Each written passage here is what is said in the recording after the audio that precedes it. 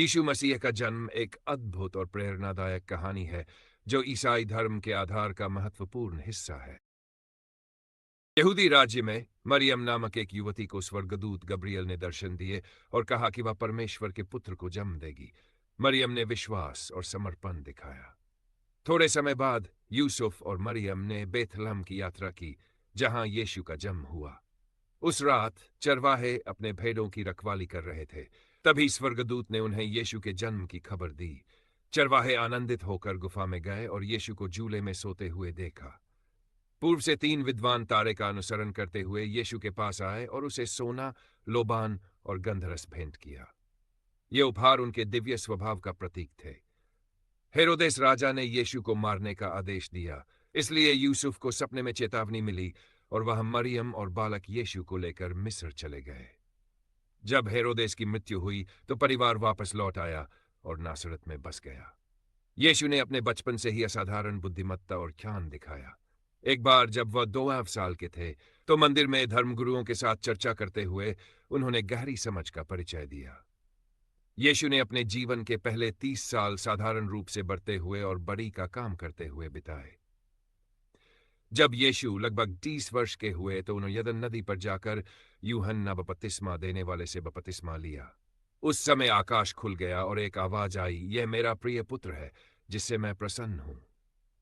इसके बाद यीशु ने 40 दिन और रात रेगिस्तान में उपवास किया, जहां शैतान ने उन्हें 3 बार प्रलोभन दिया, लेकिन यीशु ने हर बार विजय प्राप्त की।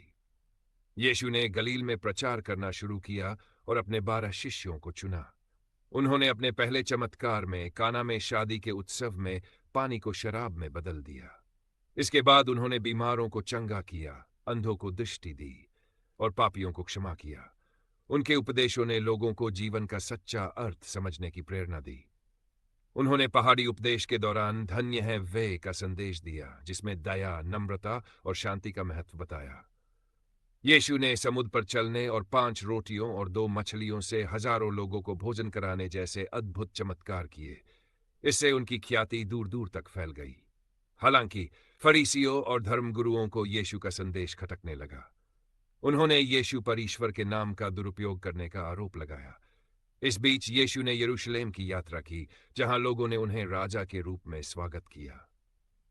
पिछले भोज के दौरान यीशु ने अपने शिष्यों को अपने बलिदान के बारे में बताया।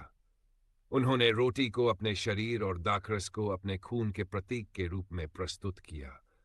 उन्होंने ये भी कहा कि उनमें से एक शिष्य उन्हें धोखा देगा।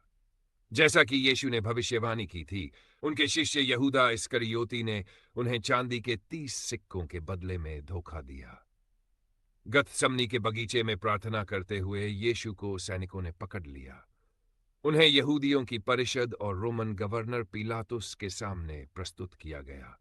भीड़ के दबाव में पिलातुस ने यीशु को क्रूस पर चढ़ाने का आदेश दिया। यीशु ने अपने क्रूस पर चढ़ाए जाने से पहले कई तरह की यातनाएं सही। अंत में उन्हें गोलगोथा नामक स्थान पर क्रूस पर चढ़ाया गया। क्रूस पर यीशु ने कहा, हे परमेश्वर, इन्हें क्षमा कर, क्योंकि ये नहीं जानते कि ये क्या कर रहे हैं। उनकी मृत्यु के समय धरती कांपी और अंधकार छा गया। उनके बलिदान ने मानवता के पापों को क्षमा करने का मार्ग प्रशस्त किया। यीशु के शरीर को एक कब्र में रखा गया। तीसरे दिन वह मृतकों में से जी उठे। उनके पुनरुत्थान ने उनके दिव्यता और परमेश्वर के साथ उनके संबंध की पुष्टि की। यीशु ने पुनरुत्थान के बाद अपने शिष्यों को दर्शन दिए और उन्हें प्रेम और सुसमाचार फैलाने का आदेश दिया। उन्होंने वादा किया कि वह हमेशा उनके साथ रहेंगे। अंत में यीशु स्वर्गारोहण करके परमेश्वर के दाहिने हाथ पर बैठ गए